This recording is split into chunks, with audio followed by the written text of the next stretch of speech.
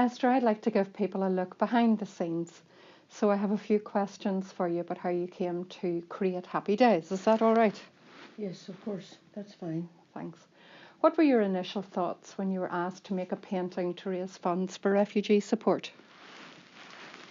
Well, I saw a video, or I was shown a video made by Paul Hutchins about where he and another man called John Sloan set up a refugee village in somewhere in Greece. Mm-hmm. And I thought it was truly inspirational when he described that the place was made to make it as sort of everyday place. Ordinary people would go about their ordinary day's business and so forth and so on. There was a tremendous ethos of for the respect for the dignity of people. Mm-hmm. That was very, very impressive.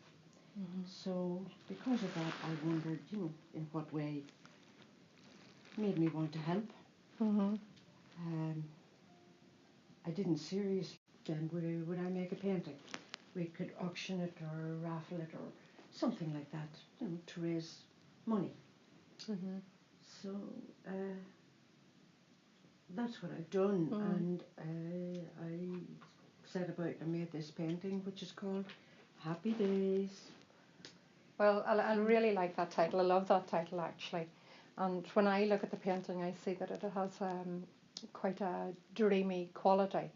And I was wondering, is it based on an actual place? Yes, the painting is based or inspired by a wildflower meadow in a place called Mount Usher, which is in the County Wicklow. Mm-hmm. Every year, Sean, who is the head gardener, he makes this beautiful wildflower meadow tucked away in a really secret part of the gardens. And one of the lovely things about it is that it just comes as such a surprise. You just walk through a kind of hedge, and this is kaleidoscope of colour in front of you. It's just beautiful, beautiful. So So it evolved from your visit there, did it? yes, that was what started me off. And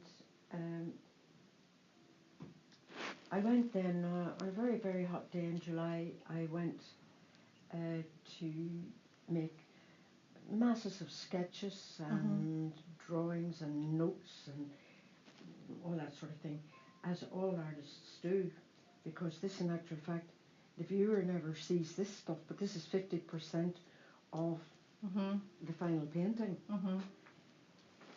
So, but you didn't have this particular painting in mind when you were making those studies, did you? Or were they, you did the studies and then asked to create a painting, and did this come to mind in that way? Sometimes things just, once you start down the path of doing this and you have all this information, it just tends to flow along and develop under its own steam, sort of thing. Although I did have a good idea in my head about the way I thought I'd like it to look finally. So I painted the wildflower meadow and all the wildflowers and things, and then although children are not allowed in there running about through Sean's wildflowers, I put in some fictional children. I had to put in children because the painting's about human beings. Refugees are human beings. So that's why I put in children, because I do feel that children are probably the most deeply affected people in these traumatic situations. I'm not saying that the parents are not, distressed and Traumatized, yeah. traumatized. Yeah. So I put the children in, and I like to use some symbolic ideas Mhm. usually when I paint. So the little boy and the little girl in the middle of the painting, or near the middle of the painting, are flying kites. I love kites, Right. but to me kites, they do suggest freedom. And we're thinking about freedom when we're thinking about, these disempowered people. The little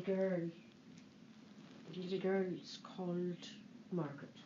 Right. And you will notice that she's on a path. The path has no beginning, it has no end, but it's not a menacing place. It suggests possibilities and new beginnings, adventures, moving on. Yeah. And the little girl, I don't normally use words in my paintings, but in this case I felt it was very appropriate. Because the little girl has a balloon, one of those love heart balloons, and on it says the word love. Yeah. Which is another word that would be very appropriate in this situation, I feel, and by itself is possibly the most evocative, most powerful word in any language. I could go on for ages, but Esther, thank you very much. It is great to have your insight into the painting and to have an idea of where this all came from and your ideas and the symbols. And it is a beautiful painting. It's absolutely beautiful. Hopefully it'll raise lots of money as well as, raise awareness of refugee support as well. yes, well, thank you. And I hope it will raise lots of money too, since that was my initial reason for starting out on this journey. Yeah, hopefully. But I would like to finish by saying that it's been such a privilege to be associated with this organisation, and I wish them every success in all their future endeavours. Thanks, Esther. Thank you very much. It's my pleasure. Thank you.